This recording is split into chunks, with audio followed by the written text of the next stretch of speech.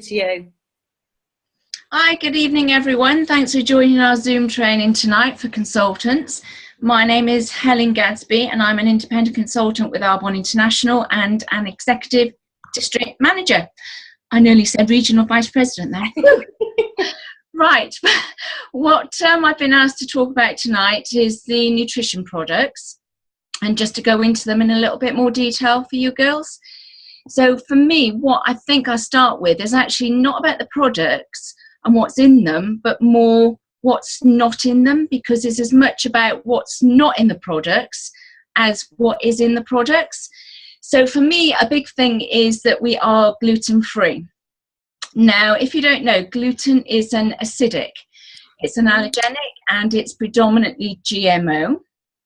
The immune system often attacks gluten, causing inflammation, things like bloating of the belly or pot belly as they call it. It is difficult to digest and it can be connected to diseases like celiac disease, IBS, Crohn's, and also unexpected weight gain as well.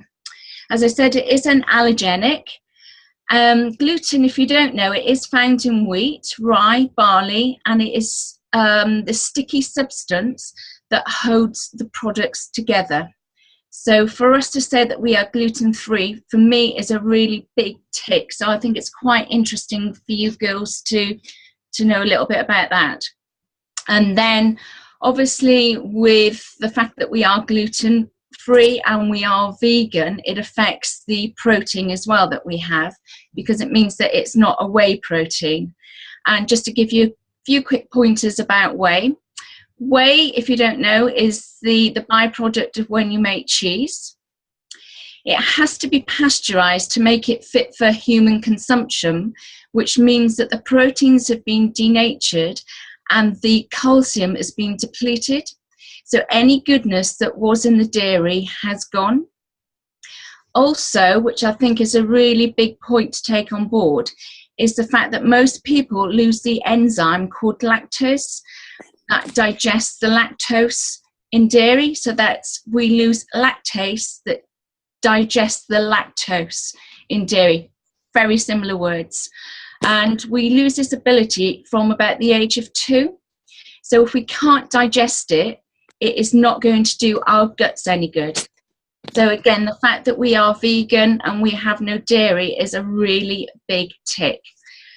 And then the third one, a lot of you will have heard of soy.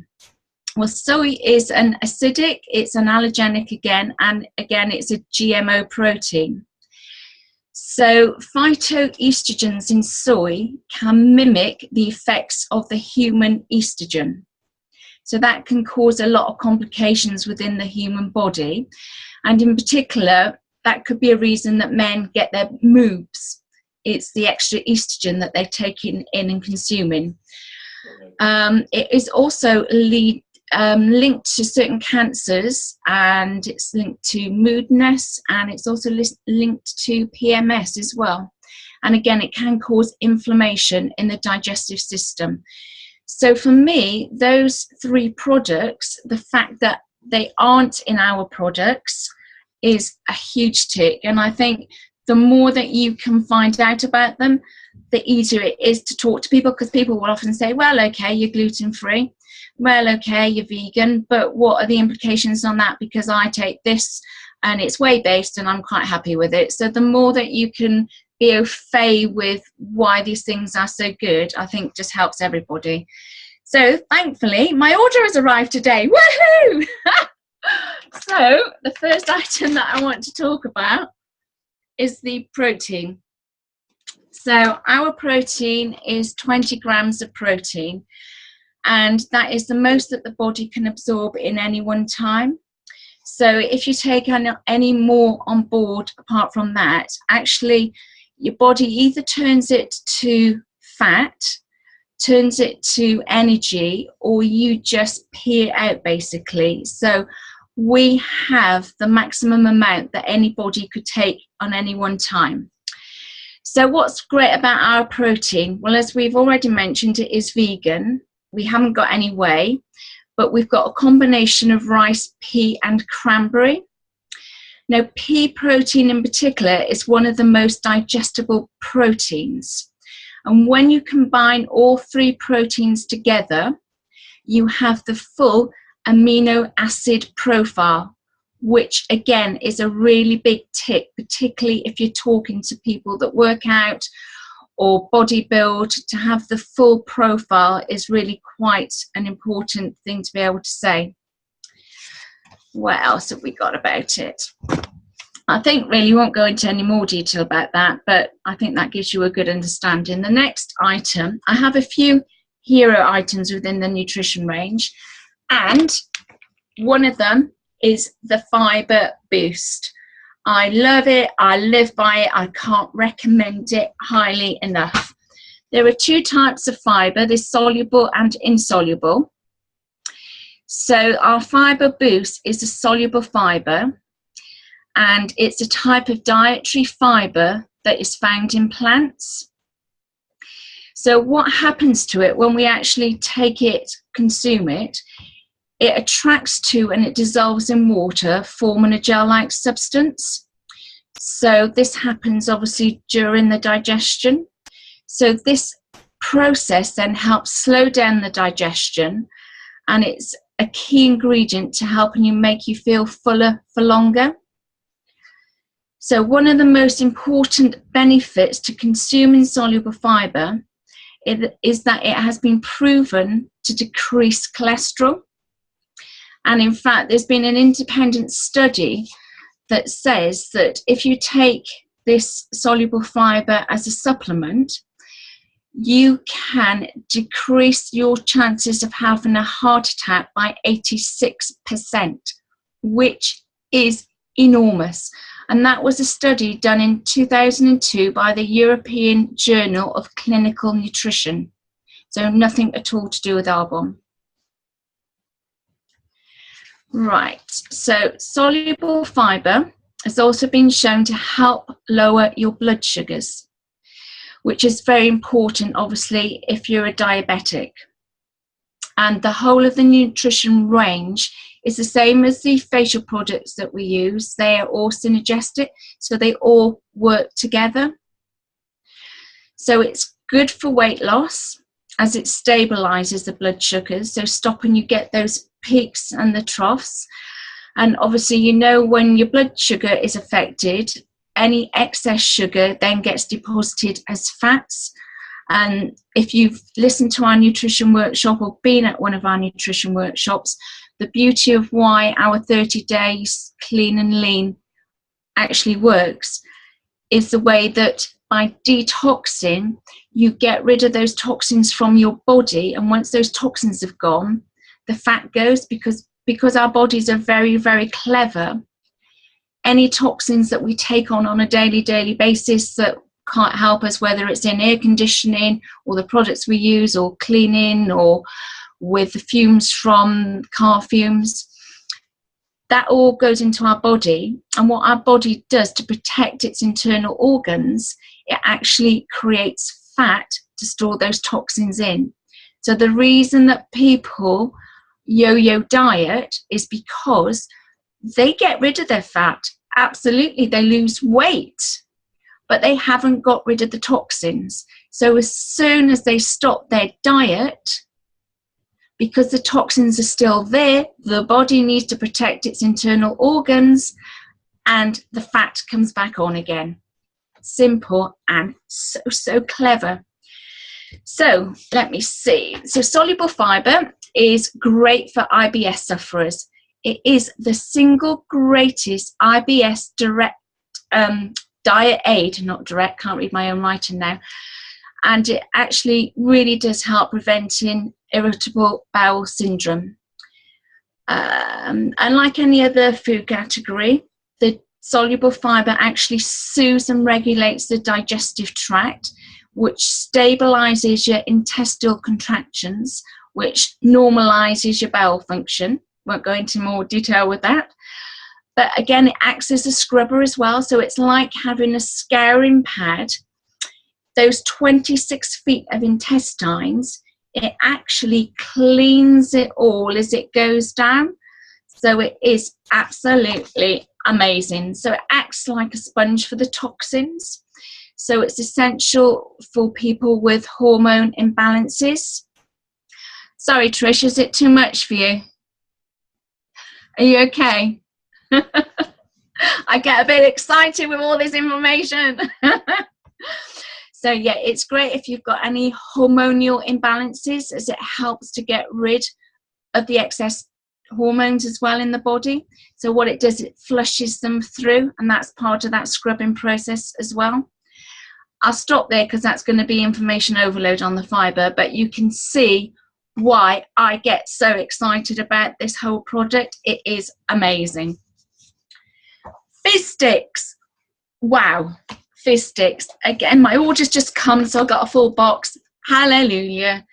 Well, I think we all love our fizz sticks. We call them our happy drink. They are great for the mind. They are a great alkaliner within the body. So traditionally, with the diets that people follow in this 21st century, our bodies are going more acidic, which isn't great for you. And actually, one of the things that they do is put us back into that alkaline state. There's only 13 calories per drink. I've just found out that by just popping half of sachet into hot water first thing in the morning is just delicious, as well obviously as having it cold.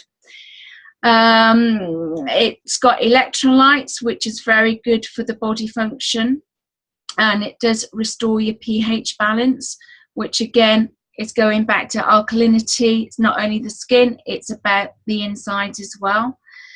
It's got high B vitamins in it, it's got chromium in it, it's got ginseng, which helps improve endurance.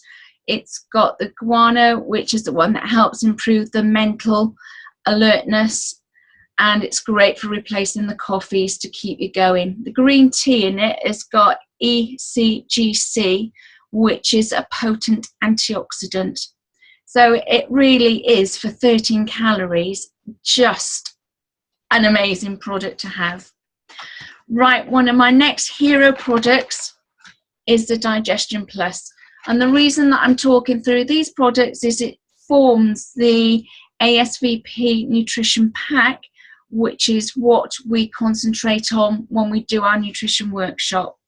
So Digestion Plus, it obviously promotes digestion.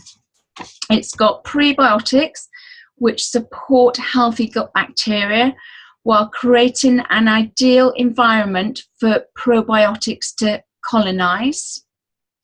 It's got probiotics, which help support the intestinal microflora in the GI tract. And then the third really big tick is that it's got enzymes.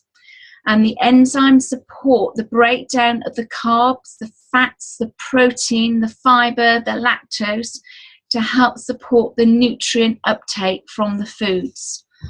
And if you don't know, there are 11 different enzymes in our Digestion Plus.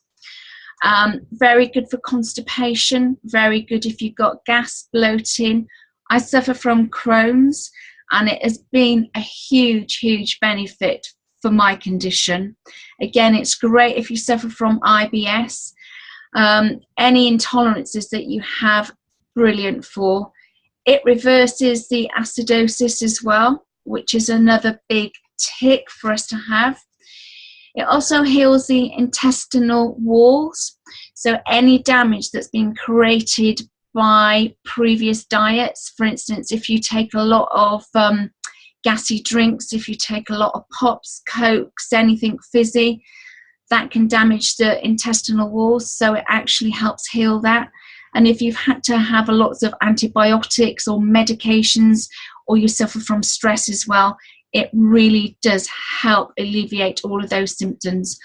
And if you didn't know, nearly 80% of the immunity system is in the lining of the gut. So if you get a healthy gut, it really has a healthy impact on the way you live your day-to-day lives. And nearly all your skin conditions start in the gut as well. So clear skin, Arbonne Glow, not only from your RE9, but from your Digestion Plus. Right, we got omega-3, which, because we are vegan, it isn't fish-based, so you don't get that horrid reflux from it. It's full of the good fats. Omega-3, we don't actually manufacture it in our bodies, the same as omega-6. So you do have to take it on through the foods that you eat or as a supplement.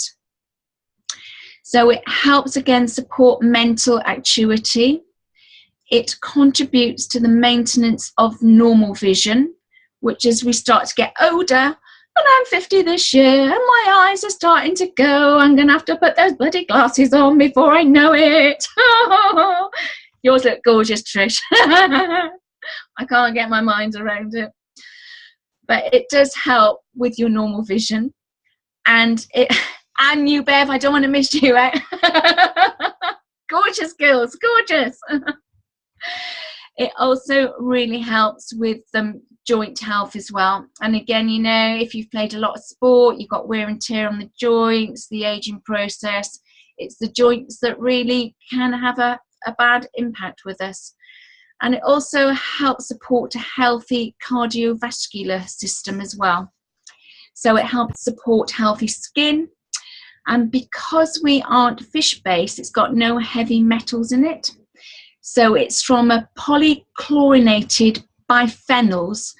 No, actually, it hasn't got that. That's what it hasn't got. So it hasn't got that fishy aftertaste. It's cold pressed, so it is the best that you can get, as everything is with Arbonne. And finally, and I hope I haven't run over too long, oh my Lord, I have, is our detox tea. And if you haven't tried it, it is delicious. Have it first thing in the morning. Listening to Sue Alexander, you can get about 4 cups from 1 tea bag, and it really does help. It's got elderflower, it's got peppermint, it's got dandelion, it's got sweet fennel. It's great hot or cold. Put it in your fizz stick to make a tizzy. Just amazing. So thank you for listening and tolerating me. Sorry I've run over, Bev, but that's me done. Thank you very much, Helen. Absolutely fab. Brilliant. Hi, Jen. Jen is now on some gold type material. So I'll hand over to you, Jen, and you can explain it. Thank you. Thank you.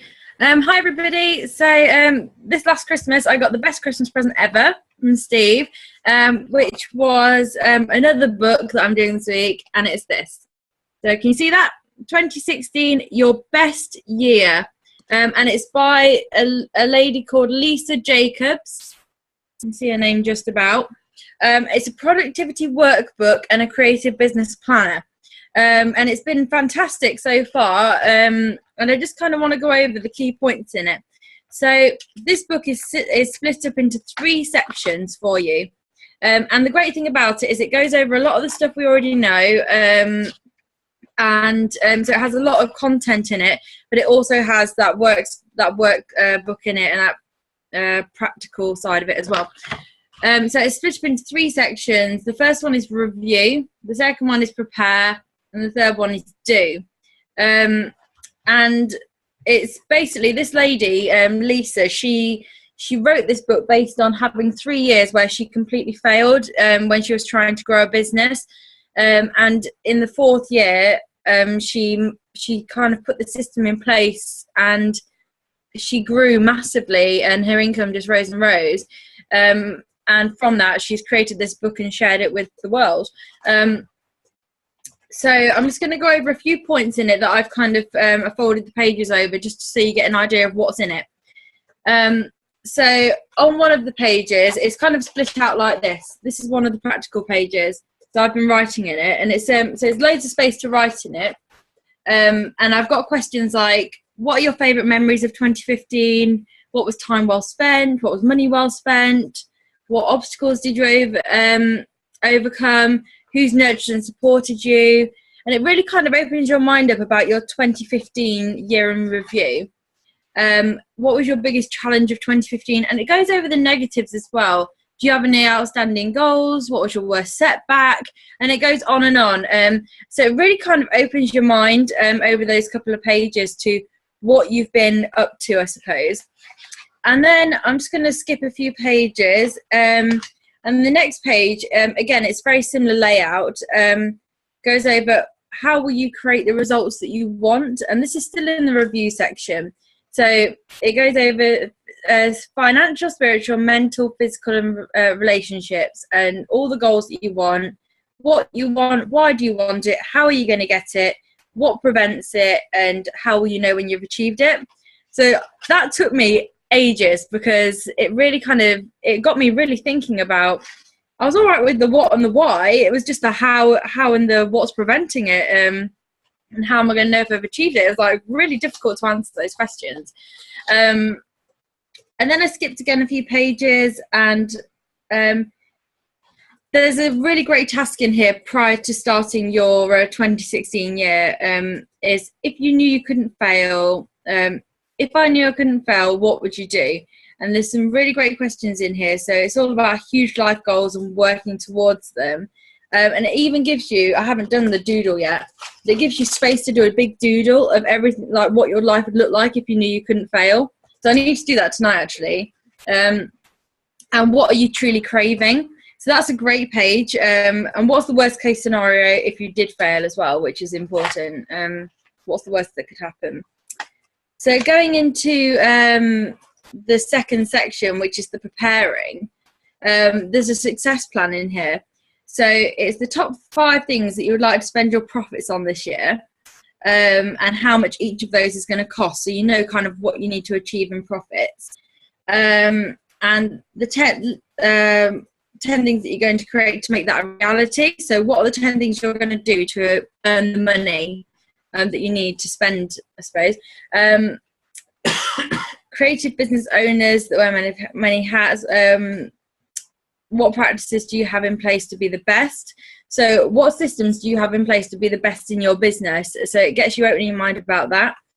And then down here it says, how many days are you going to work each week? How many hours are you going to commit? What vacation time are you going to take? And how are you going to eliminate time wasters? It goes over everything. It doesn't miss anything. It's what we talk about all the time. And in 2016, what do you vow to do? So you vow to be less what and be more what? And what are you going to learn to do? What are you going to become more confident at, have less of, and have more of? So again, great questions to be asking. I'm just going to show you a blank page of what you're meant to fill out on a monthly basis. Yeah, let me just find it. So at the very start of the do section, it goes over your annual objectives, and it has 9 boxes, sorry, can't count, for you to fill out of your 9 big objectives for the year, which I think is plenty. That gives you a lot to go on. And then it goes over a progress log for you. So I'm just going to find a blank one, because I don't want you reading mine. So here's one. So 12 months at a glance. So you've got your monthly objectives. So you'd split up your monthly objectives. So those annual objectives it breaks them down quite a lot. And then it asks you here, what do you need to do in the next 3 months to achieve those? And down here, you've got to put 0 to 100% of where you think you are as of achieving your goal. So if your goal is to be nation and you're a district, then maybe you're achieving 25% of your goal if your QV matches up to that. And it's kind of like, you've got to think about it like that. So then, this is the great bit.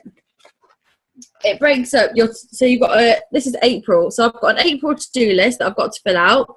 And like I say, it kind of limits you to 9 to 12 boxes. And then it has a daily planner. So you can break down the to-do list into a daily list of things to do. So it doesn't look too chunky. And then the next page is a monthly to-do list. So you've got your month again, and then you've got your goals to work on, which is financial, spiritual, mental, relationships, and physical. And then you've got your primary tasks to complete over here as well. And then you've got like a little tick off as well, and any notes. And down here, you've got a progress tracker as well, which is more for social media, which is quite cool. And and then it's got new habits to adopt this month and what is it time to stop doing. And then the next page is your review. So at the end of April, I need to fill this out. So memorable moments in April, projects completed this month, projects still in the works, goal progress, most important to me right now, what do I need to improve, and did I achieve my monthly objectives? If yes, what's the momentum like? So it's really good. And then what you would do is carry that over to May, for example, and what you need to kind of work on. So it's a really fantastic book, and it kind of goes over top tips of how to stay motivated and what to do. And I just love it so far, and I'm using it every single day for everything. It's not just for Arbon, and it's made such a difference in my planning life. So if you're a list person and you need to be a bit more organised, then I highly recommend this book, and just see how it goes. And if you do buy it, let me know. That's me, really.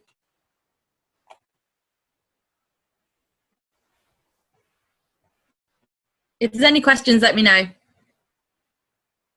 Elyn's trying to... We're struggling to hear, Elyn. Can you put it on chat, maybe? Yeah, can you chat? Can you hear me now? Yeah. I can hear you now. Okay, so I was on my headphones. Hold on a second, I can't hear you because I need to put it on speaker. Say something, someone. Elyn, can I just ask Jen who the author was again? Oh yeah, sure. It's Lisa Jacobs. Lisa Jacobs, and where can we buy it? Amazon. Brilliant. Thank you so much. That's going to be a massive help to me. I'm a post-it person and I'm determined to get out the habit. So yeah. There's another one that I just gave one to Luke and one to Kelly for Christmas stroke, direct gift. And it's called a passion planner. It's very similar to Jen's. Then you have that opportunity at the beginning. It gives you a magic page. If this page were magic and anything you write down in the next 5 minutes could come true, what would you write? It's all about following your passions. So it's very similar and set up as a what's it called? A fund where people publicly help to fund a project. I can't remember what they're called. Anyway, that's how it was set up as a business. So again, how much do you know how much that was, Jen? You seem to think it was less than £10. Oh, that's good. Between £6 and £10, and for what you get is just the amount of tips in there and just everything she talks about. It's incredible. Like, yeah, so you know what her business was? Money. Sorry? You know what her business was? Oh, I have read it. Do you mind if I email it or something to you? Because it's in here. I just wondered if she was a network marketer or whether she was in a different kind of business. No, I think I don't know what she did. It's in here somewhere, but it'll take me a while to find it. Yeah. Okay, guys. So it's 8:30 and we'll be moving on to the area manager's call in like 30 seconds. So does anybody else have anything they'd like to add to the call quickly before we close? No? That's brilliant. So we've got half an hour now for area manager training with the district managers, and then Ian's call at 9:30, which I believe is going to be hosted by Claire. I can't remember Claire's surname. Claire Smith, Glenn's direct. She's fabulous. So I highly recommend that you plug into that. Thank you, Jen, and thank you, Helen. That was fantastic on the nutrition.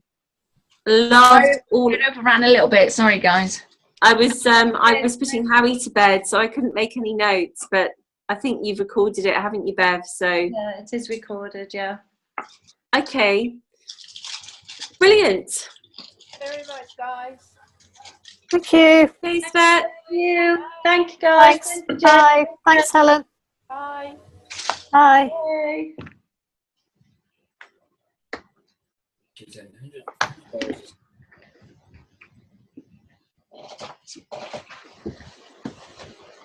That lady, that Lisa, she's got a jewelry shop on Etsy, so she's made loads of money. Six-figure income earner she is. She's got her own, I suppose, little shop. It's a little independence, isn't it, on Etsy? Yeah. But she's also a marketing consultant now for her own business. So, yeah, a few belts. Sounds great. Brilliant. So, Elin, are we going to carry on? Are you going to start? I'm happy. I don't really, I wasn't expecting to train tonight. You know, half of me wasn't expecting to train. So do you want to kick off and then I will?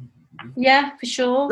Was it an open forum to discuss healthy living? Is that what you wanted to do? No, I was going to discuss a chapter from the book that I'm reading again, which is Think and Grow Rich by Napoleon Hill.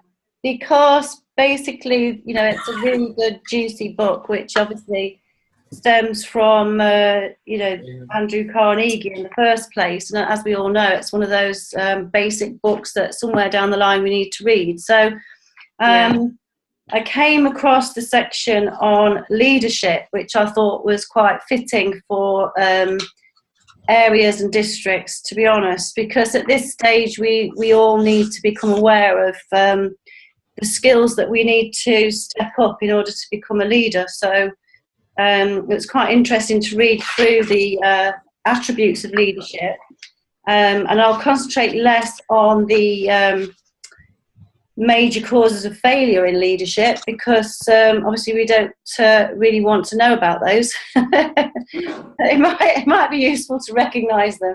So what I thought it might be interesting to do is if we all kind of take notes about the titles, because as I go through it, you'll probably recognise where you've got weaknesses or strengths or whatever, and then at least later on you can go back and reflect on those if needs be.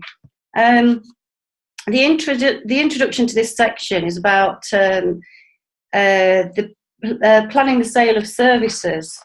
It should be encouraging to know that practically all the great fortunes began in the form of compensation for services or from the sale of ideas. What else except ideas and services would one not possessed of property have to give in return for riches? So broadly speaking, there are two types of people in the world: leaders and followers. So decide at the outset whether you intend to become a leader in your chosen calling or remain a follower. The difference in compensation is vast. The follower cannot reasonably expect the compensation to which a leader is entitled, although many followers make the mistake of expecting such pay. So it is no disgrace to be a follower. On the other hand, it is no credit to remain a follower. Most great leaders begin in the capacity of followers. They become great leaders because they were intelligent followers. So with few exceptions, people who cannot follow a leader intelligently cannot become efficient leaders. People who can follow a leader most efficiently are usually those who develop into leadership most rapidly. An intelligent follower has many advantages, and amongst them the opportunity to acquire knowledge from the leader. So the major attributes of leadership, there are 11. Number 1, unwavering courage. Based upon knowledge of self and of one's occupation, no follower wishes to be dominated by a leader who lacks self-confidence and courage. No intelligent follower will be dominated by such a leader for very long. Number 2, self-control. People who cannot control themselves can never control others. Self-control sets a mighty example for one's followers, which the more intelligent will emulate. Number 3, a keen sense of justice. Without a sense of fairness and justice, no leader can command and retain the respect of his or her followers. Number 4, definiteness of decision. People who waver in decisions show they are not sure of themselves and they cannot lead others successfully. Number 5, definiteness of plans. The successful leader must plan the work and work the plan. A leader who moves by guesswork without practical, definite plans is comparable to a ship without a rudder. Sooner or later, it will land on the rocks. Number 6, the habit of doing more than you're paid for. One of the penalties of leadership is the necessity of willingness upon part of the leaders to do more than they require of their followers. Number 7, a pleasing personality. No slovenly, careless person can become a successful leader. Leadership calls for respect. Followers will not respect leaders who do not score highly on all factors of a pleasing personality. Number 8, sympathy and understanding. I won't go on to that because that's fairly obvious. Mastery of detail is number 9. Successful leadership calls for mastery of detail of the leader's position. 10 is willingness to assume full responsibility. Successful leaders must be willing to assume responsibility for the mistakes and shortcomings of their followers. If they try to shift this responsibility, they will not remain as leaders. If followers make mistakes and become incompetent, it is the leader who has failed. And number 11 is cooperation.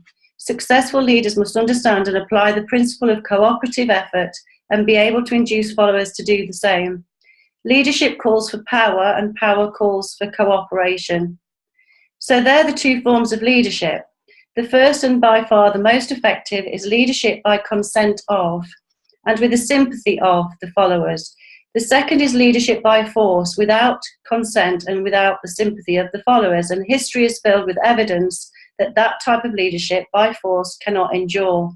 So when we look at the disappearance of dictators and kings and people like Hitler, etc., and Stalin, they're examples of leaders who ruled by force. Their leadership passed. And the interesting comment here, which is an update by the guy who's revised this copy, Arthur R. Pell, makes an interesting statement, which I have now lost. But basically, today's leaders, if they don't embrace the attributes described in this chapter, as well as some other factors, they won't survive. Because basically today, leadership is all about abundant opportunity and sharing in that opportunity with their followers. And I can't find the actual sentence, I'm sorry, but I found that the most interesting part. So, I think it's here. Those who belong to the old school of leadership by force must acquire an understanding of the new brand of leadership, i.e. cooperation, or be relegated to the rank and file of the followers. There's no other way out for them. So in today's 21st century, as we're aware in this business that we're actually in, cooperation and collaboration is absolutely everything. And we're seeing that more and more in the marketplace. So Arbonne is absolutely ideally placed for that form of business leadership. So the 10 major causes of failure in leadership, I think I'll just go through the titles because it can be a little bit monotonous. Number 1 is inability to organise details. No genuine leader is ever too busy to do anything which may be required as a leader. Number 2, unwillingness to render humble service. Truly great leaders are willing, when occasion demands, to perform any sort of labour that they would ask another to perform. Number 3, expectation of pay for what they know instead of what they do with what they know. The world does not pay for what people know, it pays them for what they do. Number 4, fear of competition from followers. The leader who fears that one of his followers may take his position is practically sure to realise that fear sooner or later. Able leaders train understudies to whom they may delegate at will. Efficient leaders, sorry, I'm scan reading this. Efficient leaders may, through knowledge of their jobs and magnetism of their personalities, greatly increase the efficiency of others and induce them to render more service and better service. Number 5 is lack of imagination. Without imagination, leaders are incapable of meeting emergencies and of creating plans by which to guide followers efficiently. And I have to say, this book is all about utilising and learning how to utilise your imagination. Number 6, selfishness. Leaders who claim all the honour for the work of their followers are sure to be met by resentment. Really great leaders claim none of the honours. Number 7, intemperance. Followers do not respect an intemperate leader. Disloyalty is number 8. Perhaps this should have come at the beginning of the list. I think I don't need to elaborate on that one. Number 9, emphasis of the authority of leadership. Efficient leaders lead by encouraging, not by trying to instill fear in the hearts of their followers. Number 10, emphasis of title. Competent leaders require no title to gain the respect of their followers. The doors to the office of real leaders are open to all who wish to enter, and their working quarters are free from formality or ostentation. These are among the more common causes of failure in leadership, and any of these faults is sufficient to endure failure. So study the list carefully if you aspire to leadership, and make sure you're free of these faults. And that's it. There's lots more on that subject, but I'll close at that. So I'm sure I love that book, yeah? Yeah. Yeah. Love that. I haven't read it. Definitely on the list. Have you got that one, Jen? Have you got it? On a lot of lists, but it tends to be on the old lists. It doesn't tend to be on the new lists of today, but it is full of absolute total wisdom. Golden nuggets. Yeah. Masses. I mean, I'm only on a page, that's 120. And there is 290 pages and lots of chapters. And it basically... 10 a day. 10 a day. 10 a day, yeah. See you next year. 10 pages a day, not 10 books. But it basically taught you through the power of thought, essentially. Yes. And desire. Very important. Faith. That's auto-suggestion. That's a brilliant one. That comes before that, and organised planning and crystallisation of desire into action. So, highly recommend it. Okay. Which is why those planners are really good. Like the diary that Jen was talking about, and the passion planner that I bought for my team, my directs, because but it just gets everything down on paper. When you go through those pointers to actually go tick, tick, ooh, tick, and recognise where perhaps your strength in leadership needs to grow. So over to you, well, it's like the boat training that Tamlin Platts did, and also recognising things in yourself and in other people. Yeah. I was just going to finish tonight's training with a few thoughts on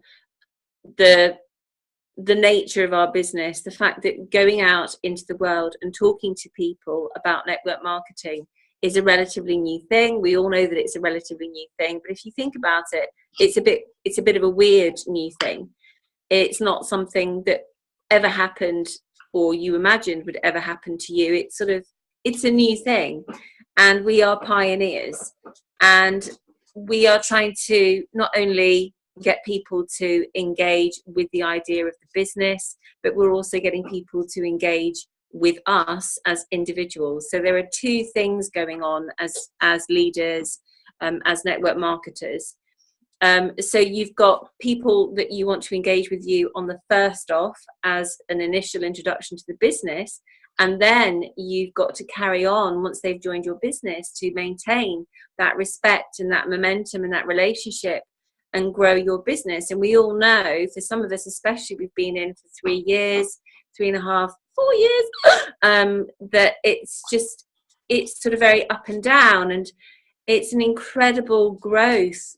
This business gives you so much to look at. It gives you so much opportunity to grow if you really listen to yourself and listen to the people in your team and listen to the people, the other leaders, and you have this opportunity to do that.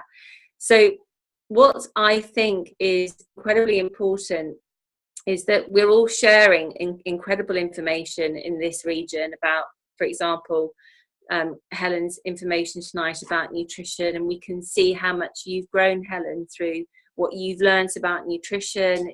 It's so inspiring and exciting to watch other people grow. And so when you see that growth, when I came back to the business and I saw Sarah May Stubbins do a presentation, having seen her first presentation, to then going and seeing her a couple of years later, a completely different woman, a leader. You know, that was a complete growth spurt.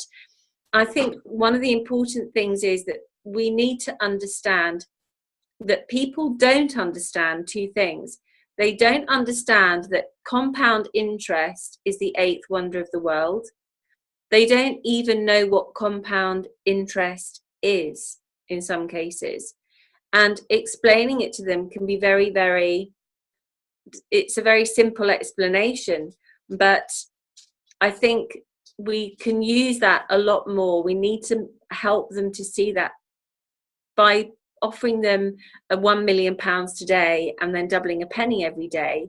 What do you get? And if they say, well, I'll take the £1 million, but some people might say, I'll take the penny that doubles every day, but they still might not be quite sure what it's going to be worth in 30 days time. And then say, okay, well, what if I offered you £2 million today? Then they're going to get a bit nervous. They might think, shit, and maybe I should take the 2 million because I'm not actually sure what the penny's going to be worth. Then even if you take them to 3 million, that penny is still going to be worth 5.7 million or something, isn't it, after 30 days? So the important thing that I'm trying to put across here is that compound choices are the eighth wonder of the success world. And small choices every day in every area of your life are going to make you a better leader. And committing to making small changes by doing your 10 minutes of reading, by doing your income producing activity, whether you fail or whether you succeed, the fact that you're going out there and you're trying to do it, going out there and doing a one-on-one at least twice or 3 times a week, going out there and doing all of the tasks that are involved in this business is the only way that you're going to be able to have people take you seriously when you're approaching them to talk to them about the opportunity. So little tasks every day is absolutely key. And what I love about the passion planner that we use, I can't remember what yours is called, Jen. It's called something different, a something planner. Business planner? No, it's called Your Best Year. It's the productivity workbook and creative business planner. It's got a long title. Creative. It's just called Your Best Year. Your Best Year. So the great things about those is that, you know, you do have the opportunity to put everything down there, everything that you have to do, and tick them off. And we were all good for writing lists and getting things done. So we can have our 100 list in our pocket. That is something that we need all the time, and we need to make sure that our teams have that. Getting people set up for business absolutely is key to giving your team the best opportunity to having a strong business from the off. Yes, making money is important, and you want to see them making money as soon as possible, and we have the tools to do that with all the workshops and so on. But I sometimes think that we're leading them into going out there and doing the workshops and getting the QV, but they don't know what the QV is worth. They don't know how much money they're making. You know, they don't know what a QV converted into a pound is. They don't know what the percentages are, if they have to take off 35%. Do they earn a commission on top of the 15% for the preferred client, you know, commission? All of this information we need to be absolutely solid on. And I think sometimes we just don't ask either. A lot of consultants don't ask, and sometimes it feels like it's too big a task to explain it to them. So I would endeavour to develop your skills to explain things simply but really effectively so that they do understand. And I tried to do the 2,500 building blocks yesterday with the team, and I think I completely failed. But at least I know that I failed. And I've got to tweak it and redo it. And I've seen the 2,500 building blocks done quite a few events now, and I still don't think it's very effective. Okay, there's a 2,500 build. I mean, even Sheila Green did it at AAC a few years ago, but it still didn't quite get it. People who are novices, I still don't think they would get it. For some reason, it takes years for people to get it. They're like, oh yeah, the 2,500 building blocks. I've been in the business for 4 years and now I get it. And even expressions like sponsor up, I didn't get that. That just went straight over my head for so long until I heard it was at Leadership Academy at the beginning of the year, and then Scott Gamble's call with Luke on the Men of Arbonne call. I'm like, I get it. I finally got it. And, you know, it's ridiculous. It's like, yes, you've got to approach the people that you feel a bit kind of humbled by, that you think actually those guys are really successful. Those guys are already, they don't need this. So today I spoke to a woman today, and I used a John Rohn approach, which I think is brilliant. I mean, this isn't necessarily something that you guys as leaders need, but it's something that you can teach to your teams. And I said what he says. And this lady is a skincare specialist.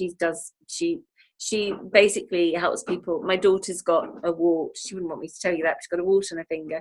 So we took her to London to see this lady, and she lives in a very grand house with lots of grand cars. I mean, she's perfect sort of Arbonne material, and she's sort of got a few ticks and tucks and nips and so on, which I'll have to talk to her about that one day. I was like, I might have to talk to you one day. Anyway, and I thought, Arbonne, straight away, this woman's Arbonne. She's very glamorous and she's very hardworking, very professional. She costs a bloody fortune, but it was worth it for that wart. And when we last went to her for a consultation, I tentatively said, as I was leaving, I sort of fumbled over my words and said, have you heard of Arbonne? And she was like, no, what is it? And I said, it's a Swiss skincare brand, because I saw she had some products in her cabinet. And I said, it's absolutely wonderful. Next time I come, I'll bring you some samples. Yep, fine, okay. She just sort of wasn't interested at all. I thought, that went really badly, sort of kicked myself. Anyway, today she happened to phone me to talk about an appointment for Madeline, and all I could think was, I've got to try John Rohn's approach. And his approach is, first question, I won't get this wrong now. I haven't written it down, but he says basically, are your finances as you want them to be, or are you still open to opportunities? And I said this to her, and I said, Elaine, whilst you're on the phone, I just have a quick question. I said, I know you're extremely well established and you have a wonderfully successful business. I said, I'm just wondering if you ever look at other opportunities, or if you're open to other things out there. And she said, yes, well, I'm always open to other opportunities. So that was great. And I thought, well, this is such a good line. We have to use that. And then I just went on to say, well, I wouldn't be able to do it justice on the phone with you right now, but I would love to send you some skincare samples of this product that I represent. And I said, it's a wonderful brand. It's Swiss. It's ultra premium. A girlfriend of mine gave me some products to try, some samples to try, and it comes attached with a business opportunity. I never thought I would do this, but it's been an absolute game changer for me, and it's been an incredible business opportunity. She said, I'm intrigued. So that was that. But I think his opening is a really good way of getting people to think about, am I open?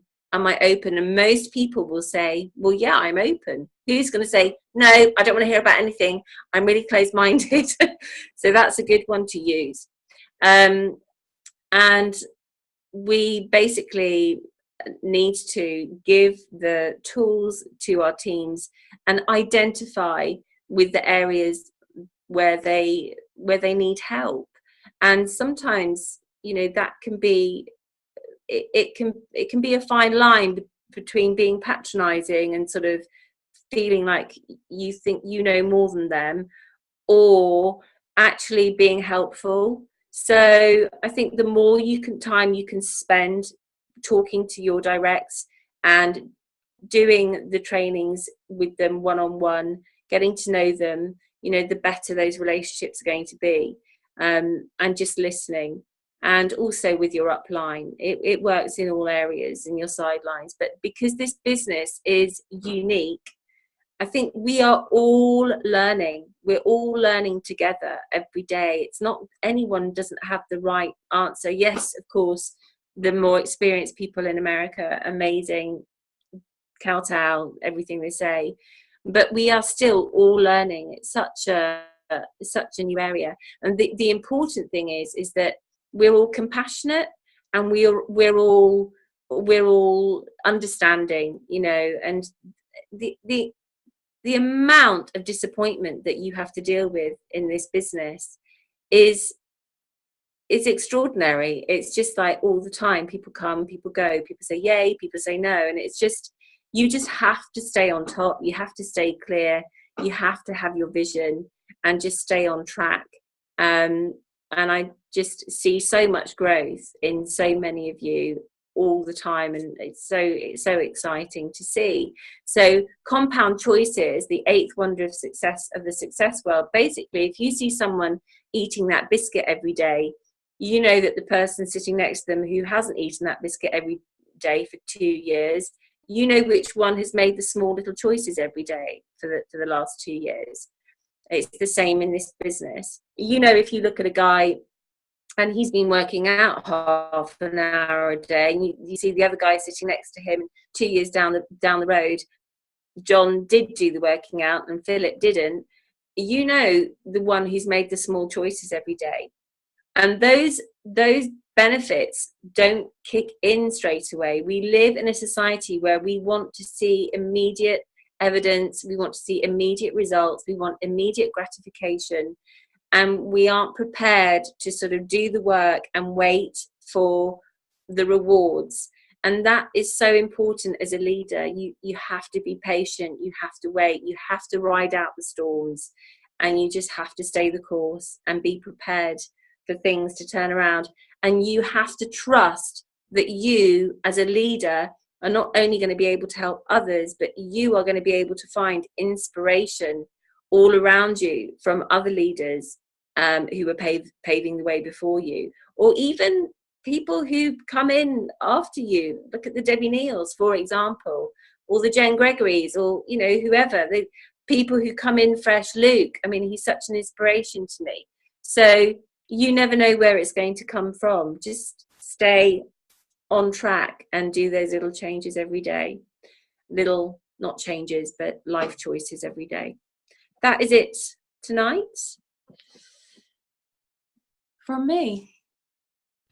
That was amazing. Thanks, girls. Thank you very much. I really enjoyed that. I made the decision today to do something that's going to be sort of like a daily, weekly change for me. And I'm also going to go and get Jen's workbook as well, because I think that will help me a lot. So I've been identifying the things that I need to do. So that was really brilliant. Thanks. Because it is about compound little changes, isn't it? Little pieces that you do each and every day. So 10 pages of a good book. It's so important. Yeah, brilliant. Has anybody else got anything they'd like to add at that point? Who's going on the 6th of Feb to see Scott and Sarah Dunning's leadership? I've booked to go. You're going? Yeah. We'll be there. Who's doing the DM training the following week? Is that the 20th? 20th, yeah. Yeah, I think I need to book that. Yeah, that's somewhere down. Is it Warwick Way? Yeah, it's not far for us all, is it? Yeah. No. That'll be Coventry.